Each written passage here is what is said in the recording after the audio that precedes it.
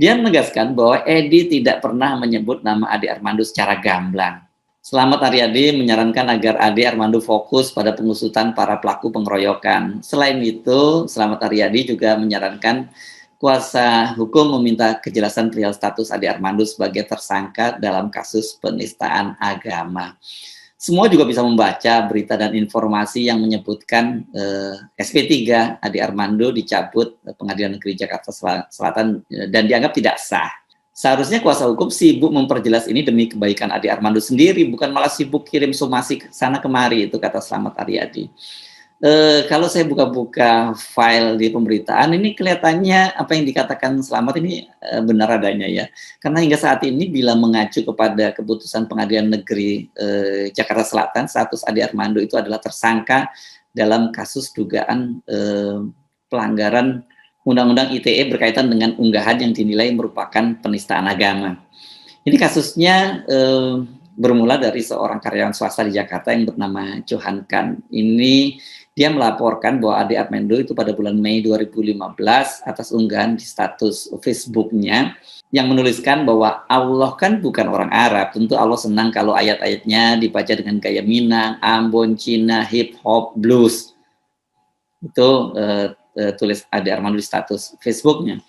Polisi akhirnya menetapkan Ade Armando sebagai tersangka pada bulan Januari tahun 2017. Ia dijerat pasal 28 ayat 2 Undang-Undang nomor 19 tahun 2016 tentang informasi dan transaksi elektronik atau ITE.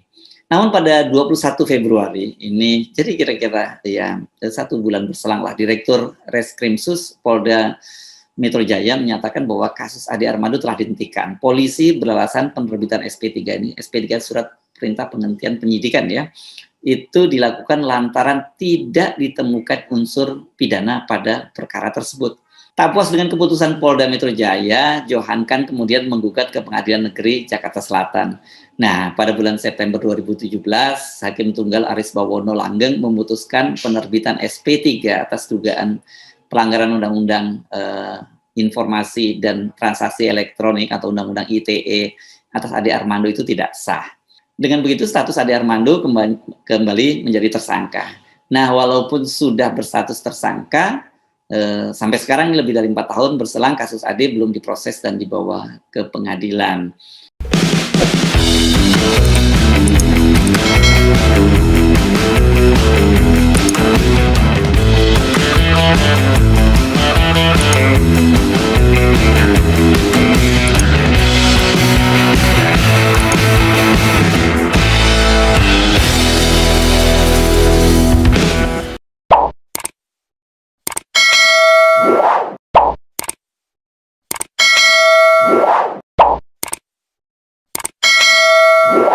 Assalamualaikum warahmatullahi wabarakatuh.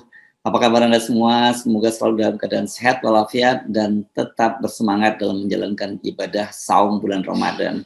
Senang sekali saya Hasbun Arif dari Forum News Network bisa kembali menjumpai Anda semua. Belum sampai sepekan setelah mengalami peristiwa naas di depan gedung DPR dan masih tergeletak di Rumah Sakit Siloam Jakarta, Ade Armando ini sudah beraksi kembali. Dia mensomasi Sekretaris Jenderal DPP Partai Amanat Nasional Edi Suparno.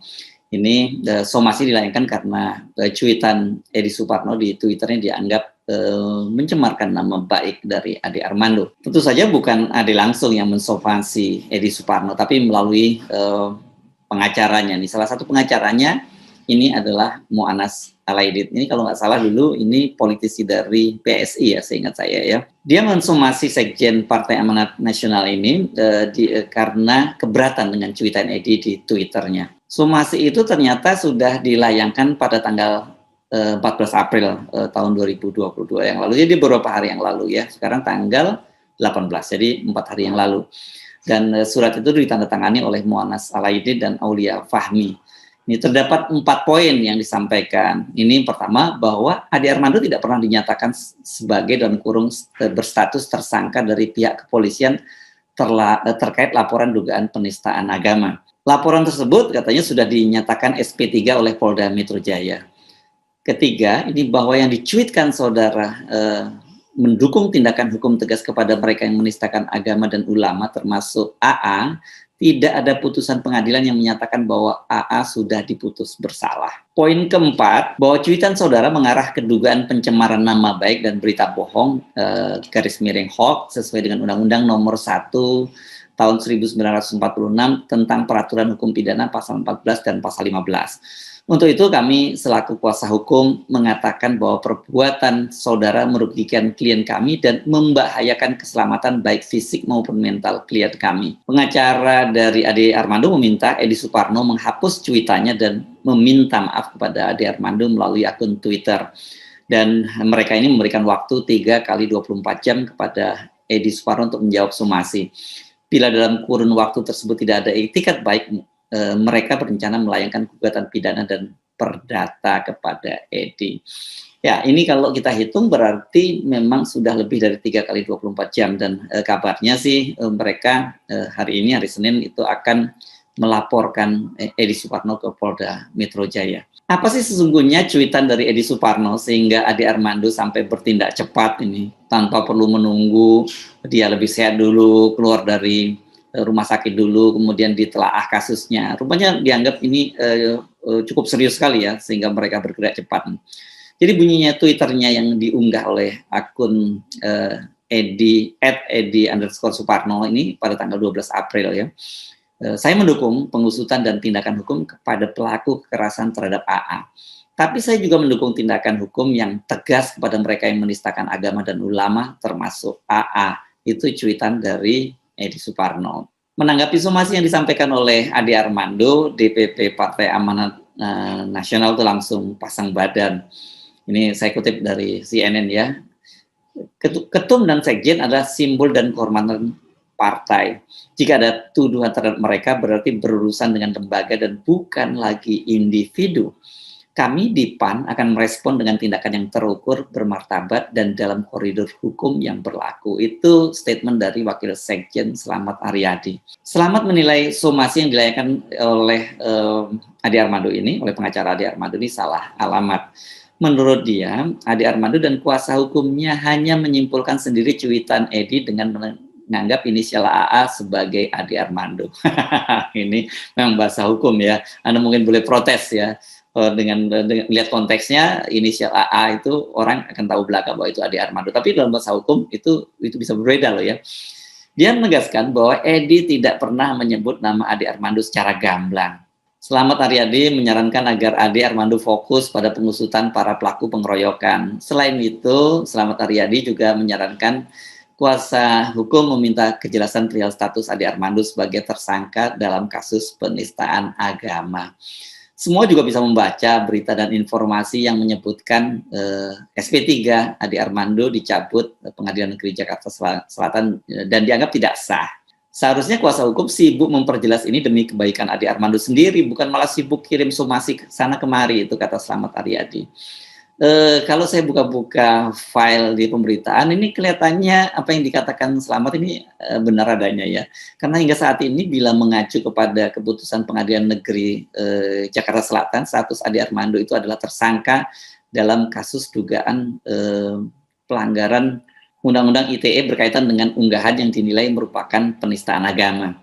Ini kasusnya bermula dari seorang karyawan swasta di Jakarta yang bernama Johan Kan. Ini dia melaporkan bahwa Ade Armando itu pada bulan Mei 2015 atas unggahan di status Facebooknya yang menuliskan bahwa Allah kan bukan orang Arab. Tentu Allah senang kalau ayat-ayatnya dibaca dengan gaya Minang, Ambon, Cina, hip hop, blues. Itu tulis Ade Armando di status Facebooknya.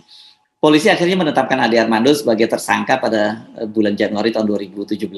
Ia dijerat pasal 28 ayat 2 Undang-Undang Nomor 19 tahun 2016 tentang Informasi dan Transaksi Elektronik atau ITE.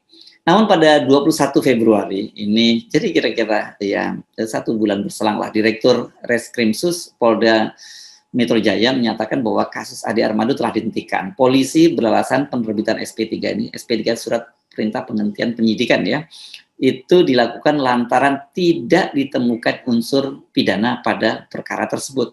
Tak puas dengan keputusan Polda Metro Jaya, Johan kan kemudian menggugat ke Pengadilan Negeri Jakarta Selatan.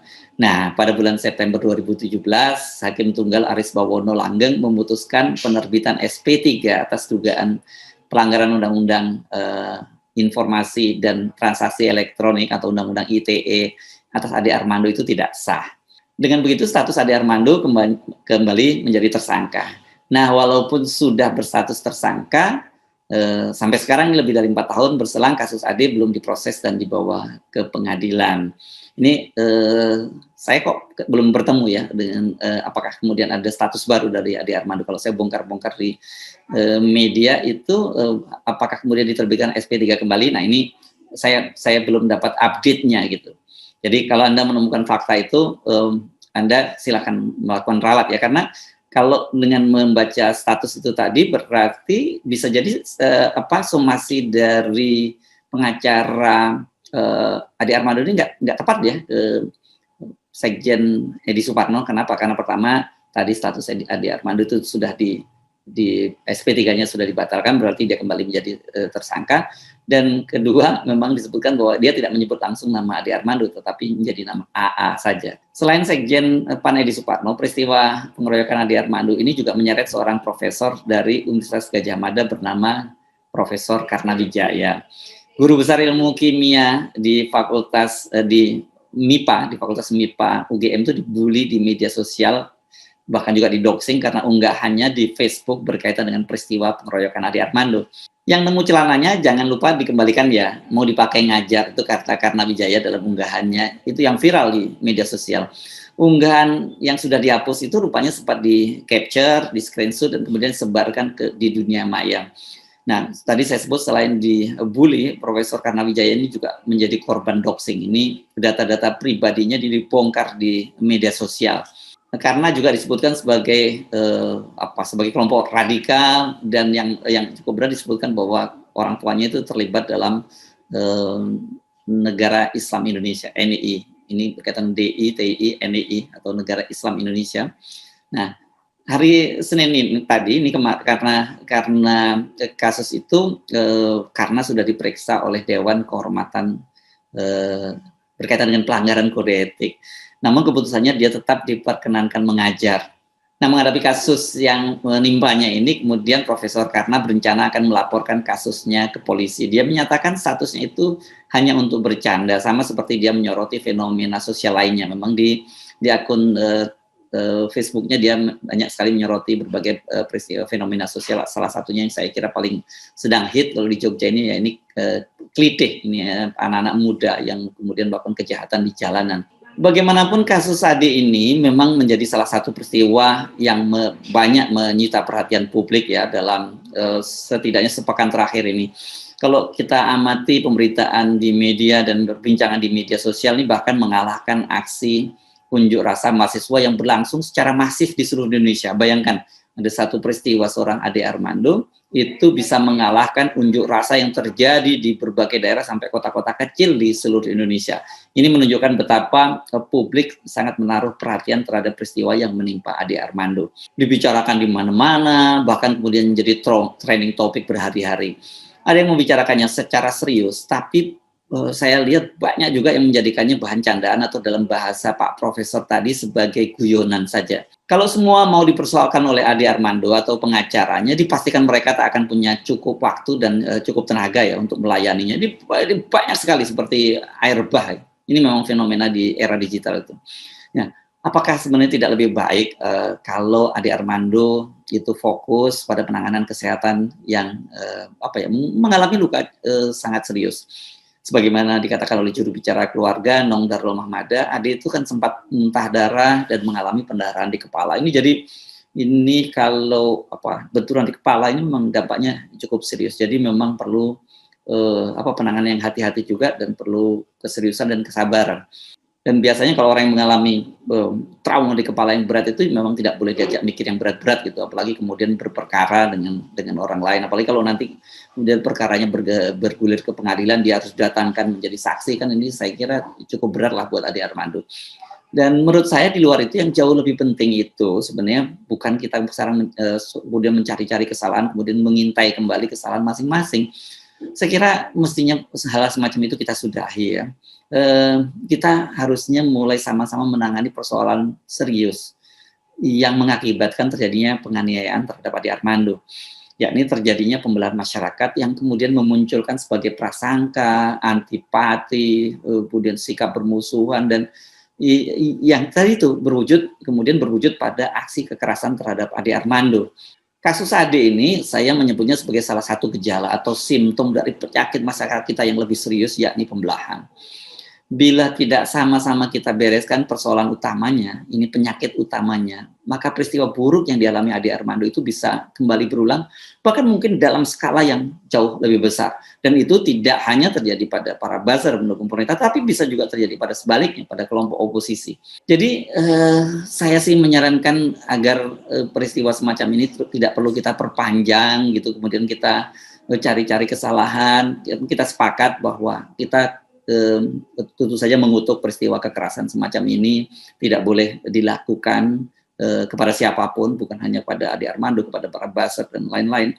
Tapi semua warga Indonesia tidak boleh mengalami peristiwa seperti yang dialami oleh Ade Armando, karena ini menurut saya peristiwa ini juga melawan hak asasi manusia ya, bertentangan dengan masalah-masalah kemanusiaan. Bagaimana seorang figur yang cukup sebenarnya terhormat ya pada Ade Armando, seorang pengajar dengan gelar akademis yang mentereng, S3, doktor gitu, kemudian dipermalukan, ditelanjangi di depan umum, dan auratnya kemudian menyebar kemana-mana, bukan hanya di Indonesia tapi seluruh dunia. Ini menurut saya tidak boleh terjadi lagi. Saya Sunarif dari Forum News Network. Sampai jumpa lagi. Wassalamualaikum warahmatullahi wabarakatuh.